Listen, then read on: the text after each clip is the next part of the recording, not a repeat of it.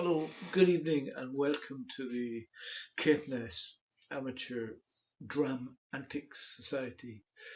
Uh, this evening, I'm going to continue looking at lost distilleries, and tonight I'm going to look at the lost distillery of Dumbarton. And I'm going to taste two whiskies because Dumbarton didn't just produce grain whisky, it also produced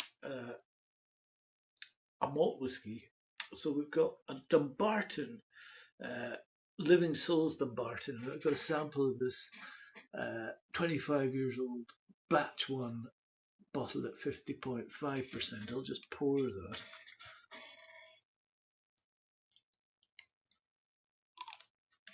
And I've also got an Inverleven 1984 Gordon MacPhail 40%, which I acquired at auction just very recently. And it has on it, it's a lowland Scotch distilled in 1984.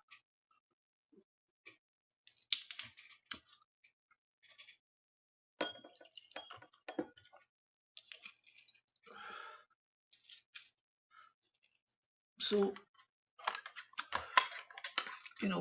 there's a profound irony in the fact that Scotland's biggest volume whisky style is its least known.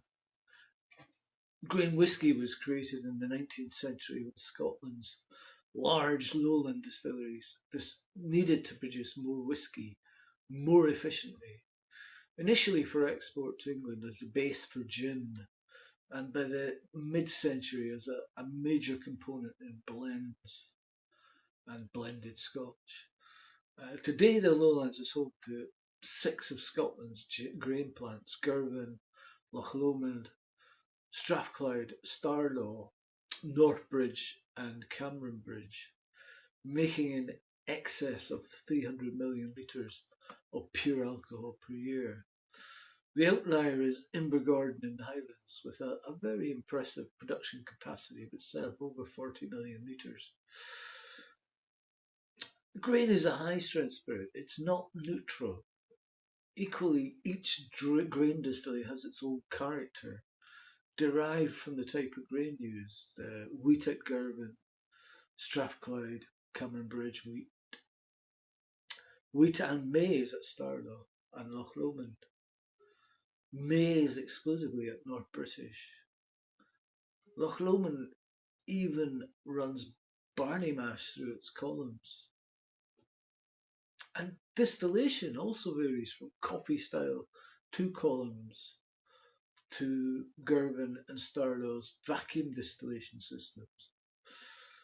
The result of these variations is a different type of new make spirit. So grain is dynamic and its flavoursome element in blends, not something that dilutes the character. So Dumbarton Distillery, in 1936, Canadian distiller Hiram Walker Gooderham and Warts purchased notable blender George Ballantyne and Sons, giving it sizable stocks of mature whisky and an established brand, Ballantyne's, but no distilleries. It had already acquired Glenbergie in 1930 and bought Milton Duff in 1936, but it lacked a reliable source of grain whisky. The following year, it established Hiram Walker Scotland to oversee its new Scottish operations, as well as build a new grain and malt distillery complex at the old Macmillan shipyard on the banks of the River Leven, which was to act as the group's headquarters.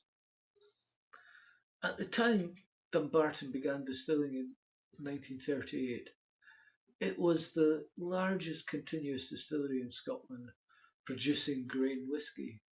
It was also the first to challenge the supremacy of the coffee still by installing American-style stainless steel columns built by Vulcan Cooper and Supply Company of Cincinnati.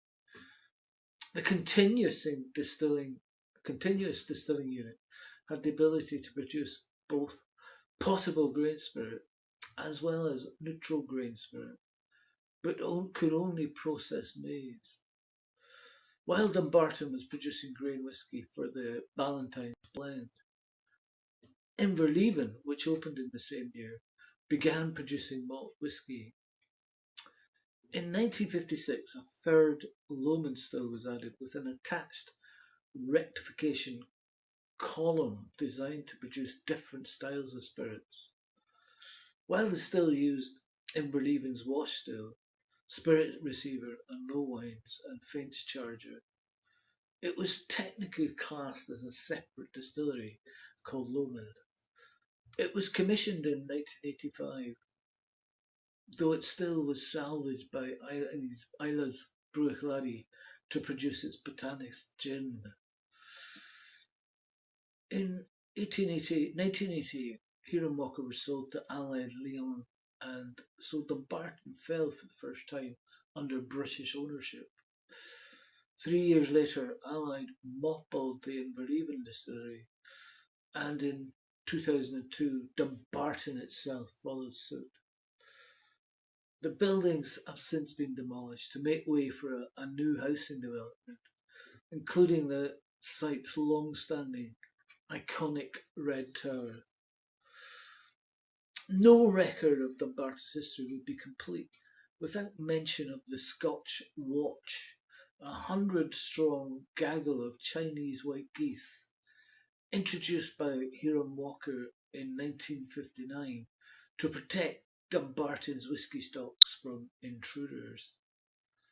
The birds became something of a tourist attraction and were even used to advertise the Ballantine's blend.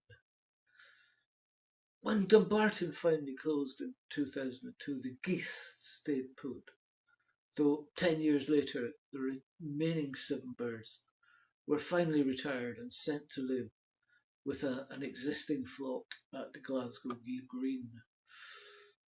Dumbarton was a grain distillery built in Dumbartonshire in the 1930s. Most of the whisky went into Ballantine's blend and was never bottled as single grain. However, some bottlers, independent bottlers such as Douglas Land or Hunterland, have released bottlings from Dumbarton. And that's what we're on to now. I have this sample of Dumbarton 25-year-old from Living Souls. And it presents a rare opportunity to explore the lighter, nostalgic style of this lost lowlander.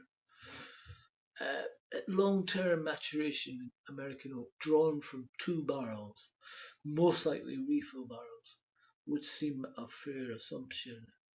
And I would expect creamy, almost confectionery-like vanilla and desiccated coconut. And it's bottled at 50.5%. So it's quite pale in colour, despite being 25 years old.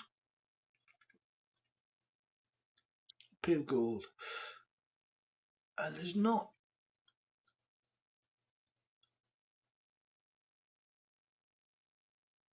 a high viscosity on this one. Thin tile line, not terribly sticky tears. But on the nose, you get massive doses of sawdust and vanilla and a bit of coconut.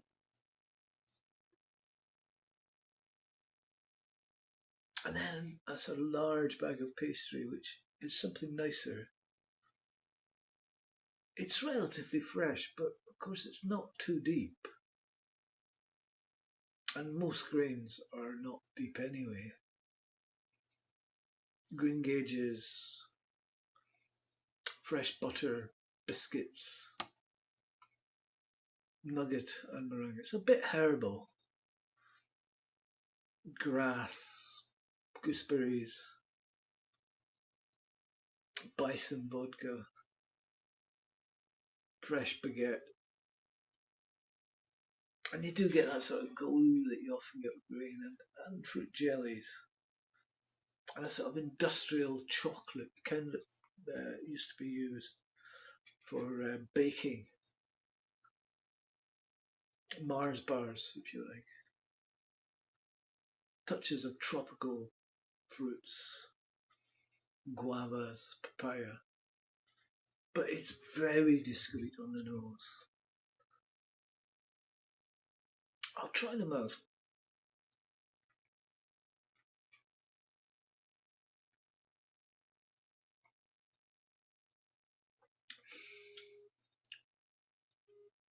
Now, I will confess, grain is probably not my favourite kind of whiskey, but you do get fruit liqueurs and a coconutty oak, which seem to work.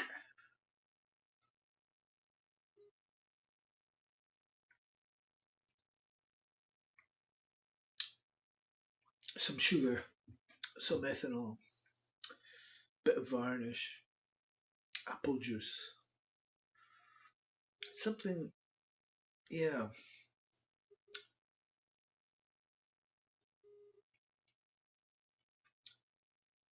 A lot of apples and sort of a lighter white burgundy. Dried mangoes, stewed rhubarb, and coconut water.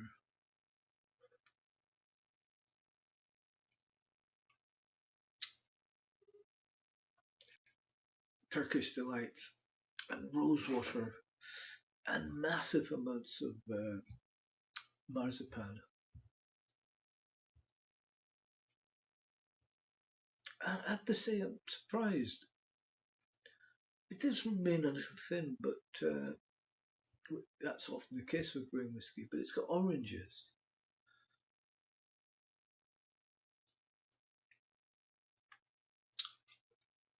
Oranges and a sort of Balinese coconut wine, barley syrup, soft fruit wine, and a touch of balsamic vinegar.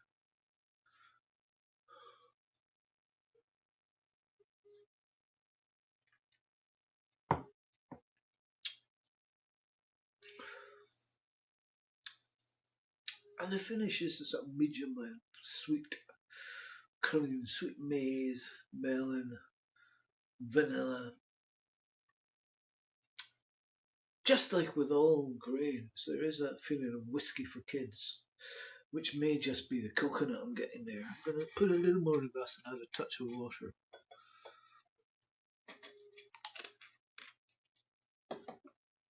I'm going to add a mil to this.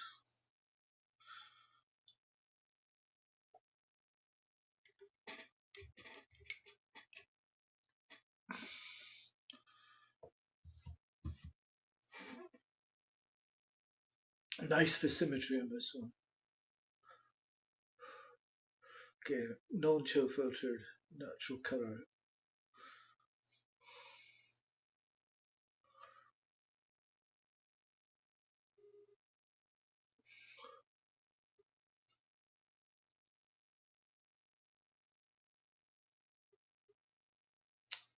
And now I'm getting some popcorn in the nose and bamboo shoots. It's almost like Bacardi, white Bacardi. Empty, basically. I'd say water kind of kills the nose. You get some old plastics, maybe warm coconut macaroons and quince wine. It's like an old tin box. We'll try them out.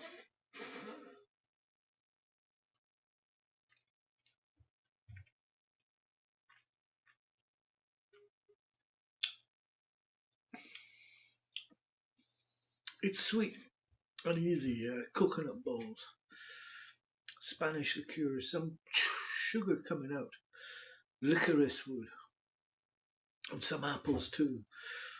Almost like a proper artisanal cider. Limoncello, chamomile tea.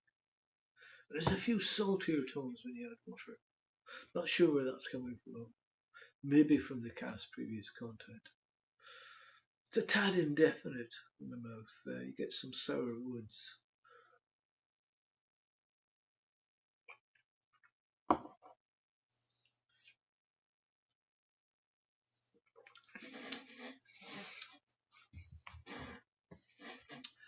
and the finish is short and a tad flabby. You've got to remember that this is grain whisky. It's a well-aged whisky that delivers exactly what a grain of this age should. Creamy coconut, vanilla and boiled sweets. And it certainly captures the elegance of Dumbarton's legacy in every drop. I wouldn't go out and buy another bottle of this, I don't think so.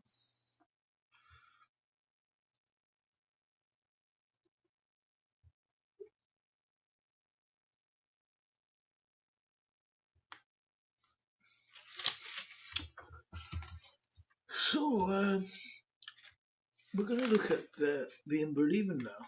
And the Inverleven distillery was built as part of the Dumbarton complex in 1938, making it a relatively young distillery.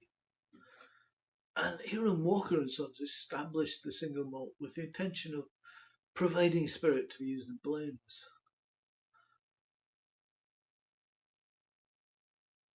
So, in this sense, Inverleven was never a true distillery, but instead simply a pair of stills within a larger facility.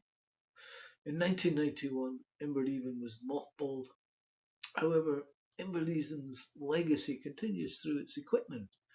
Bruichladdich recently decided to reopen the llok distillery at Port Charlotte and transported the machinery and stills from Inverleven to Islay. The exact production of Inverleven has been lost with its demolition, but what we do know is that at one point in time, Dumbarton was the largest grain whisky distillery in Scotland. And Inverleven, from a production point of view, has quite a unique situation. Because it wasn't a distillery, it was just two stills within the larger Dumbarton distillery complex. Both single malt whisky and grain whisky drew their water from the Loch Lomond. Inverleven was distilled using only two stills, one wash and one spirit still. The wash still had a capacity of 25,000 litres, and the spirit still had a capacity of 20,000 litres. Both of the original stills had a traditional Speyside shape, with a wide spherical lids and tall conical necks. And in 1959, Inverleven took over the use of one of the stills that were used to produce the Lomond single malt site, which had a distinctive Lomond shape. This still had the same bulb-shaped bottom as a Speyside still, but rather than a lovely tapering neck, the Lomond still had a thick, wide neck resembling a coffee can with a flat or dome-shaped head. The still was used to replace the original Inverleven spirit still. The angle of the line arm was quite severe, which had a dramatic effect on the flavour of the spirit. Hiram Walkers, who owned the distillery, did that deliberately in order to cater to the demands of the blenders. The malts that were used in the production of Inverleven were unpeated and sourced from a nearby industrial source. It was stored on the Dumbarton site in a small complex of dunnage bonded warehouses, and it used a combination of oak and sherry casks in which to age the spirit. It stood on the cusp between the lowlands and the highlands from a regional point of view, from a whisky region point of view, at the northern shores of the Clyde and Dumbarton. Inverleven whisky had always been quite rare, especially as the distillery has never released an official bottling. It was part of the Dumbarton grain complex, and when it was demolished, its stills were removed, which means that in the decades to come, the precious spirit will disappear from the market entirely. But anyway, from that rather depressing thought, at the moment, it's still possible to source Inverleven single malt. And there's been a number of independent bottlings performed by the likes of Gordon MacPhail, Duncan Taylor, and Signatory Vintage. They range from the 1970s, right up to the last cask fillings in the early 1990s. Inverleven was built with the intention of providing spirit to be used in the Ballantine's blends, but the blenders never quite took to the spirit. So, this is a 1984 vintage from Gordon MacPhail, bottled in 1996.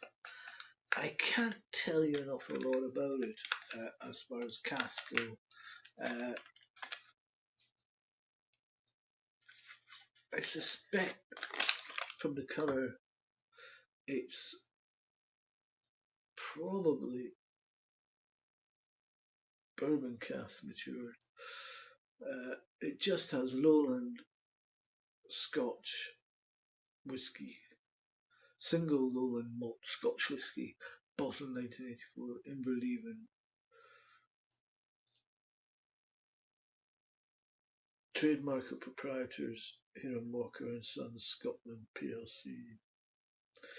And yeah, so let's see how this one goes.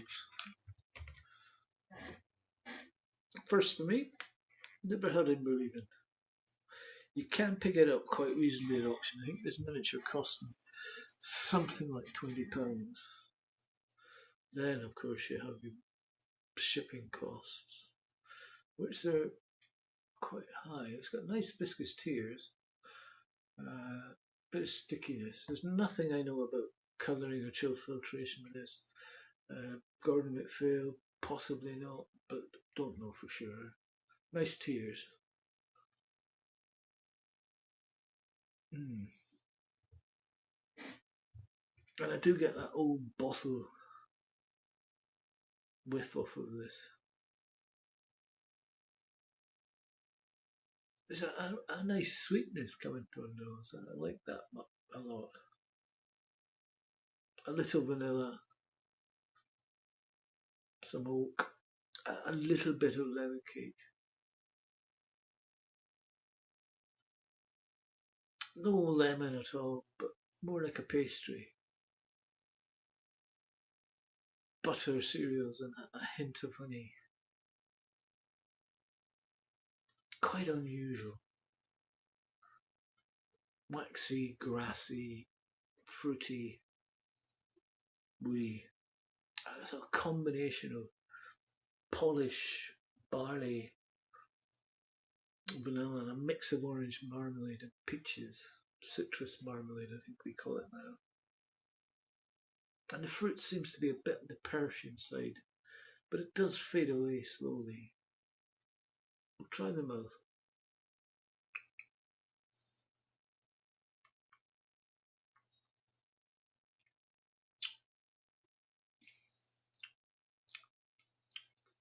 It looks like a buttery toffee, malt, and a light lemon zest, white pepper. It's quite sweet and oily and full.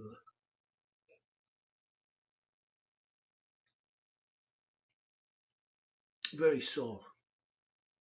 And it's, after you get used to it, and it is unusual, it's quite friendly and fruity. And you get that orange, but also peaches and apricots. And the malt is honeyed now. And the oak delivers a sort of combination of vanilla and warming spices. It's still somewhat perfume.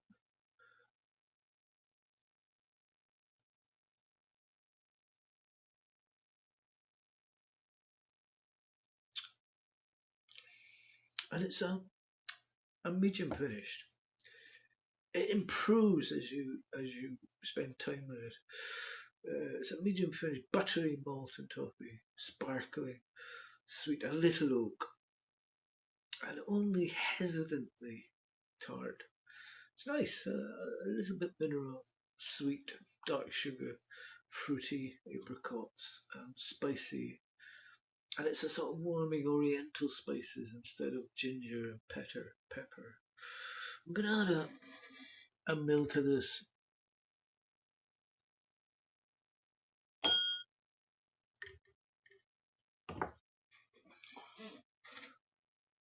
And there's a nice visymmetry, a lovely visymmetry with this.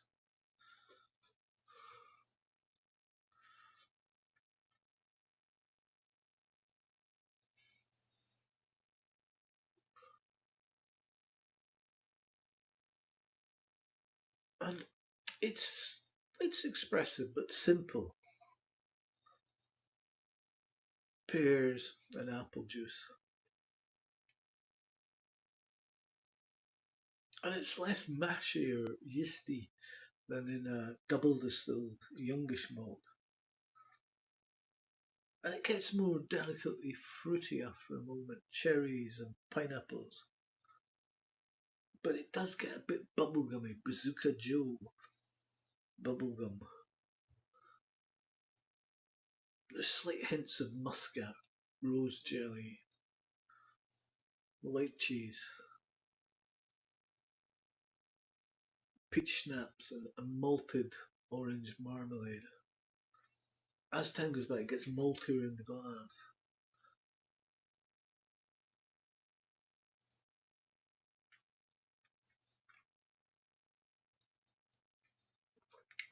And you do get that malty initial hit with water. It's very smooth, and you get apricot jam. It's syrupy and soft and fruity again.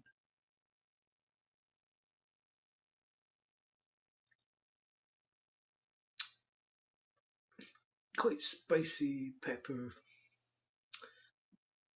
a slightly weakish attack.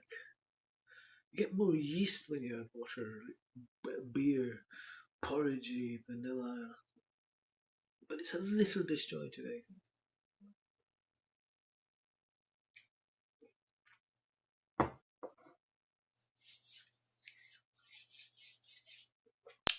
And with water, the finish, you get hints of the bourbon cask with a lot of sugary vanilla. It's a bit metallic, quite long.